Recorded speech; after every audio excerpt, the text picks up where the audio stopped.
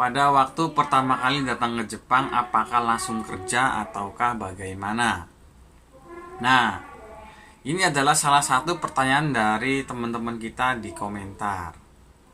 Nah, di sini saya akan jawab ke teman-teman. Barangkali ada juga dari teman-teman yang belum tahu ya soal ini. Halo guys, assalamualaikum warahmatullahi wabarakatuh. Bertemu lagi dengan saya Mustika di channel Mustika Project. Jangan lupa like and subscribe di channel Mustika Project.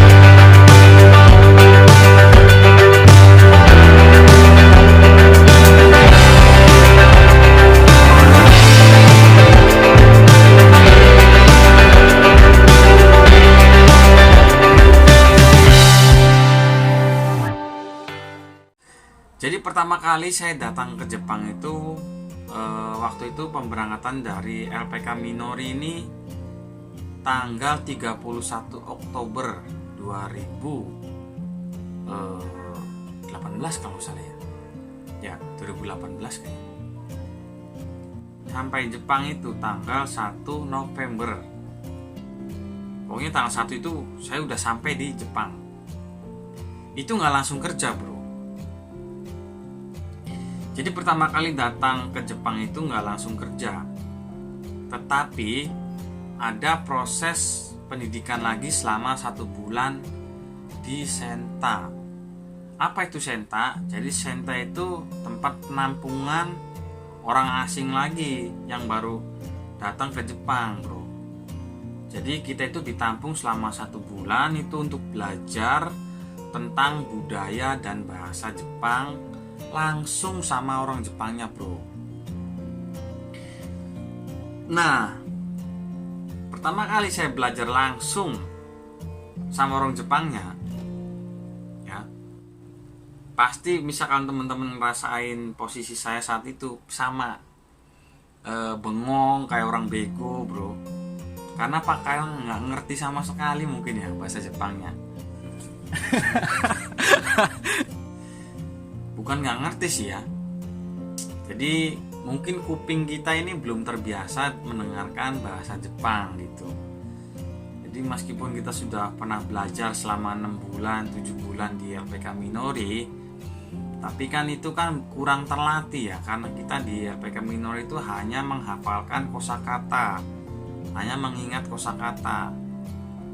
Dan hari ini dipelajari kosakata ini, besok beda kosakata gitu, dan gak dilatih untuk diucapkan atau gak bener-bener dilatih setiap hari untuk berbicara bahasa Jepang. Jadi ketika sudah sampai Jepang, kita tuh merasa bingung mendengarkan orang Jepang ngomong. Itu udah kayak kereta ekspres ya, cepet banget ngomong itu, gak ada komanya. Jadi jangan kaget misalkan hari pertama kita di Jepang itu nggak ngerti gitu bahasa Jepang. Itu sama, bro. Gue juga dulu nggak ngerti sama sekali. Nihongo zenzen wakaranai. Tapi ya nggak masalah. Jadi kita banyak-banyak belajar yang semangat lah. Kaget lah intinya ya kalau soal bahasa. Nah, ya kita pertama kali datang ke Jepang itu nggak langsung kerja, tapi kita belajar bahasa dan budaya Jepang. Jadi buat teman-teman juga nih yang misalkan mau berangkat ke Jepang tapi bingung nih, nggak punya uang yen ya, uang Jepang ya. Kan kita kan berangkat ke Jepang itu kan mikir ya, saya nanti jajannya gimana ya, makanya gimana ya selama sebulan sampai gajian gitu kan. Sedangkan nggak punya uang gitu kan. Nah, teman-teman nggak usah khawatir, teman-teman itu jadi di waktu di Senta sendiri kita itu mendapatkan uang dari perusahaan. Bagi yang punya uang ya silahkan tuh dari Indonesia tuh tukar dulu uang rupiah ke uang yen gitu ya. Jadi yang nggak punya uang ya jangan khawatir, nanti di Senta itu kita dapat uang tunjangan ya, uang gratis, uang cuma-cuma dari perusahaan. Waktu itu saya dikasih 5 mang ya, kecil sih menurut saya tapi lumayan lah, bisa buat pegangan kita gitu sampai ke perusahaan, sampai gajian lagi gitu. Jadi 5 mang itu kita harus bisa cukup sampai 1 bulan di Senta dan 1 bulan lagi nanti di perusahaan kalau kita kerja sampai gajian gitu. Kita harus benar-benar hemat ya. Jadi buat teman-teman yang nggak punya uang buat uang saku ke Jepang dengan bentuk mata yen, jangan khawatir karena nanti di Senta ini kita bakalan mendapatkan uang saku dari perusahaan dan itu cuma-cuma, nggak potong gaji atau nggak nanti ketika gajian nggak harus mulangin uang itu ya.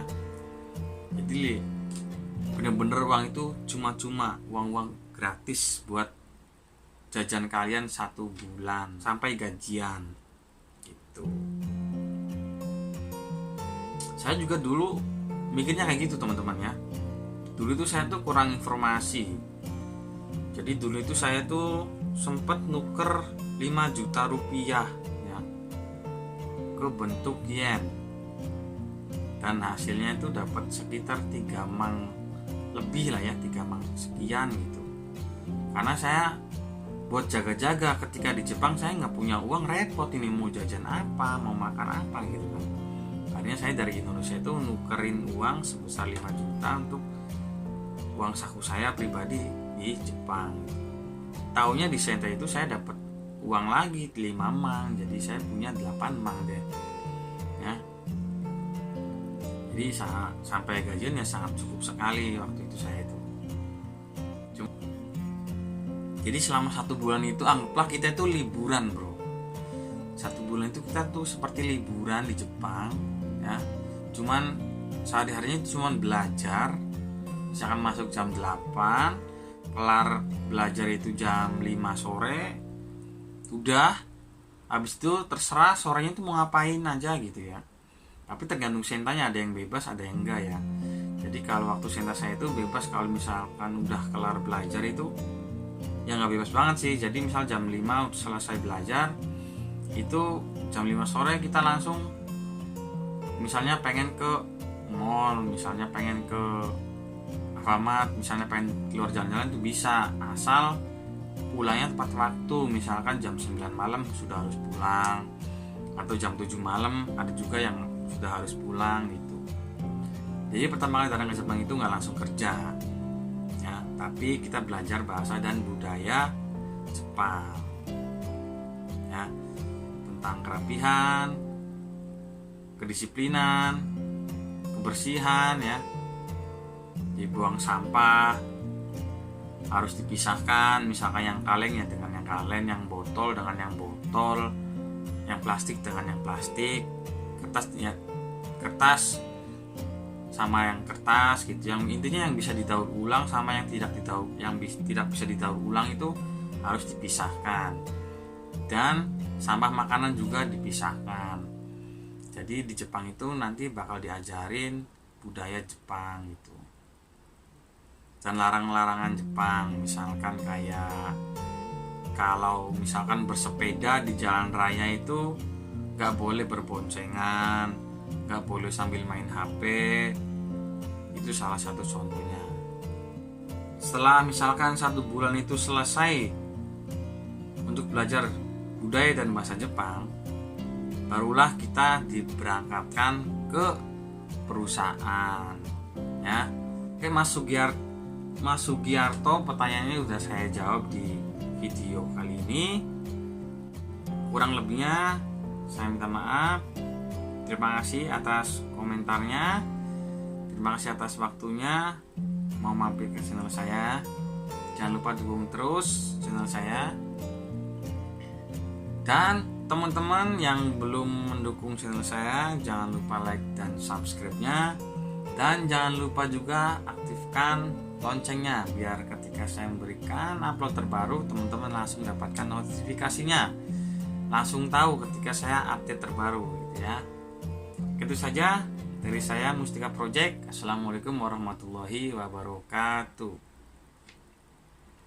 Sampai jumpa. Jangan lupa like and subscribe di channel Mustika